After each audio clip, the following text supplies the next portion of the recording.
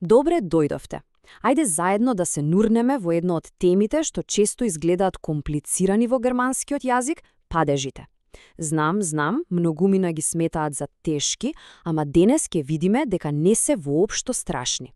Ќе ги разложиме чекор по чекор. И пред да почнеме, едно големо здраво. Ова објаснување е подготвено со посебна посвета за сите вредни ученици од школата Мајстор Зоки во Швајцарија. Ова е за вас. Се надавам дека ќе ви помогне да ги расчистите сите дилеми еднаш за секогаш. Па, подготвени ли сме? Заборавајте на се што ве збунувало до сега. Почнуваме од почеток и ветувам, на крајот се ќе има совршена смисла. Ајде да почнеме. Првата и најважна станица, темелот на секоја германска реченица, номинативот. Од тука буквално почнува се. Значи, како најлесно да го сватиме ова? Па замислете си ја секоја реченица како некој краток филм. Епа, номинативот е главниот лик, херојот на приказната. Тој е тој што го прави нештото, што го извршува дејството. Без него буквално нема приказна, нема акција. Добро, а како да го најдеме тој херој во реченицата? Има еден многу едноставен трик. Поставете го прашањето «веа» или «вас». На наш јазик тоа е кој или што. Одговорот на оваа прашање е секогаш, ама баш секогаш, зборот во номинатив. Ајде да видиме еден пример.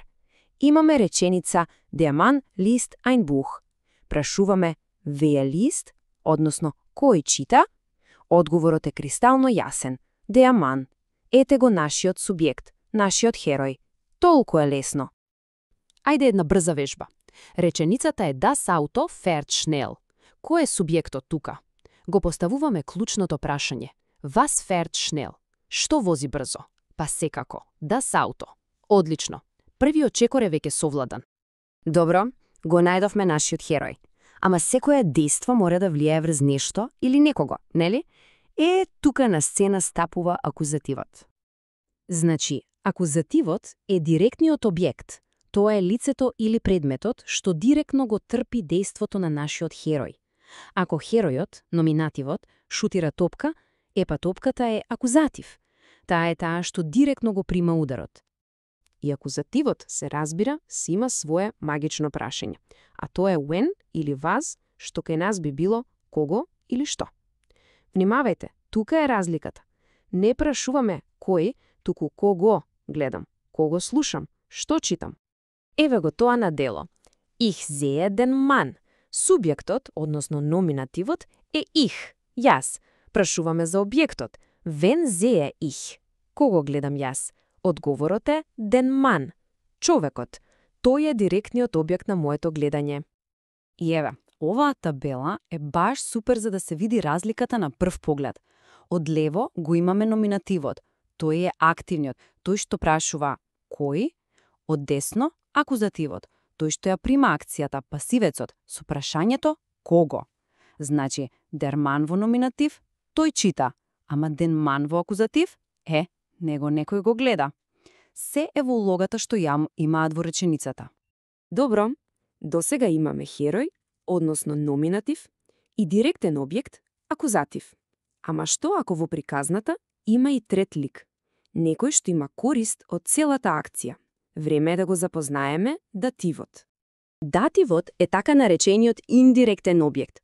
Замислете го како крајниот примач или корисник на нешто. Ако јас, номинатив, давам книга, акузатив, дативот е лицето на коему ја давам таа книга.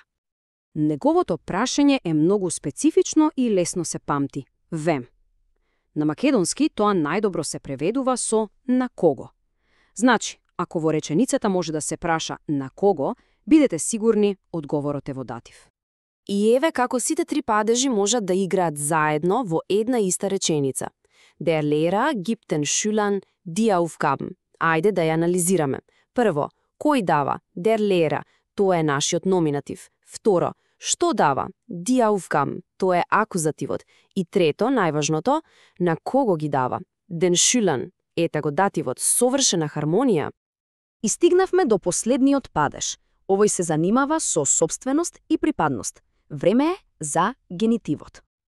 Генитивот е, едноставно кажано, падежот на поседување. Неговата главна и единствена задача е да одговори на прашањето чие е ова ништо. Тој ги поврзува именките и покажува дека едната и припаѓа на другата. Неговото клучно прашање е можеби најлесно од сите. Весен.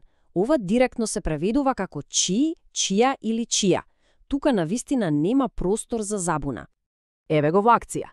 Das ist das Buch des Mannes. Прашањето само се наметнува. Weses Buch ist das? Чија е книгата? Одговорот des Mannes на човекот. Генетивот веднаш ни кажува кој е сопственикот. И тоа се тие, 4 германски падежи. Номинатив, акузатив, датив и генитив. Сега, ајде да ги собереме сите на едно место за да имаме целата слика пред нас. Оваа табела вреди злато. За секој падеж го имаме неговото прашање и неговата главна улога. Номинатив – кој? Тој што дејствува. Акузатив – кого? Тој што го трпи дејството. Датив – на кого? Корисникот. И генитив – чи? Сопственикот. Ова е суштината. Се на едно место. Се разбира, ова е само теорија. Вистинското учење доаѓа со вежбање. Ако некој сака да го подигне знаењето на следното ниво, школата Мајстор Зоки нуди и курсеви во живо и индивидуална настава. Таму сето ова се применува во пракса, со менторска поддршка. За повеќе информации, еве го и контактот. Бројот е +41 76 325 9055 и за крај, да не се заборави, падежите не се некој баук. Не, тие се само алатка. Алатка што му дава ред и смисла на јазикот. Со малку вежба и со правилен пристап, ова се совладува, само напред со учењето.